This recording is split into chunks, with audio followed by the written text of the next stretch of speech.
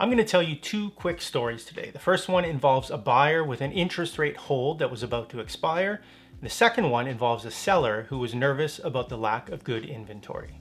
Over the course of the last year and a half, we have seen just how challenging it can be to buy or sell real estate in a market where the interest rates are constantly changing.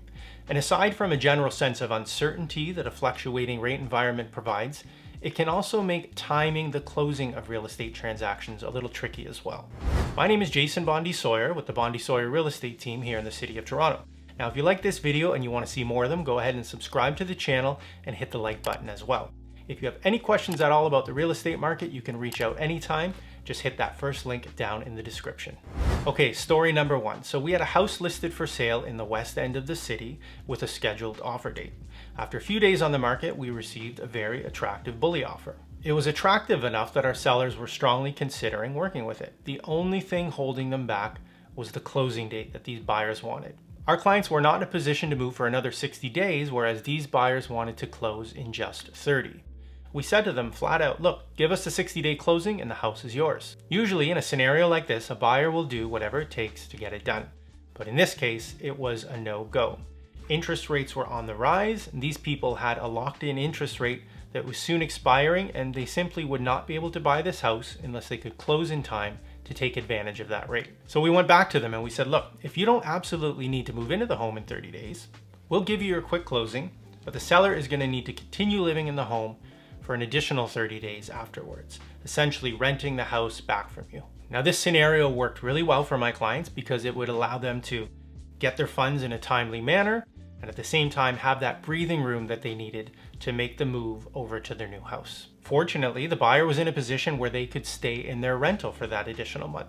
So we went about drafting a clause that worked for everybody. We ran the clause by the lawyers, they gave us their stamp of approval, and it was a done deal. Now, if you talk to a real estate lawyer, I'm sure the majority of them would try and steer you clear of making this kind of arrangement. In our case, both buyer and seller knew the potential risks, and both of them had enough confidence in one another to go ahead with the transaction this way. And a lot of that confidence actually came from the fact that we were in this unique market with rising interest rates. The buyer's story made sense to us. They didn't just want to close earlier, they needed to close earlier. And again, it made sense for the sellers, right? They got their money quicker, they were able to stay in the house longer, and they had enough time to comfortably transition into their new home. It really was a win-win for both sides. Okay, story number two. So we were working with a first-time buyer and we put an offer in on a downtown condo. We offered a 60-day closing, which is what the listing agent had specified on the listing as being the seller's preference. But it turns out that now the seller was actually wanting something longer than 60 days. Reason being, these sellers were moving up into the freehold market. They hadn't bought yet, and inventory was tight because fewer people were listing their homes for sale in this fluctuating rate environment. So these people were concerned, rightfully, that they would not be able to secure a new home in time.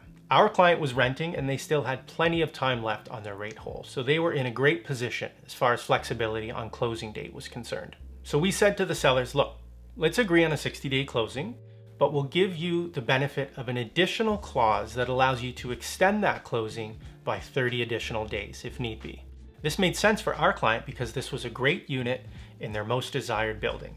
So they were okay with giving up a little bit of certainty on the closing date in exchange for securing this awesome unit. And it made sense for the seller because it gave them the security of knowing that their condo was sold and a sense of certainty in knowing what their budget would now be for purchasing that new home.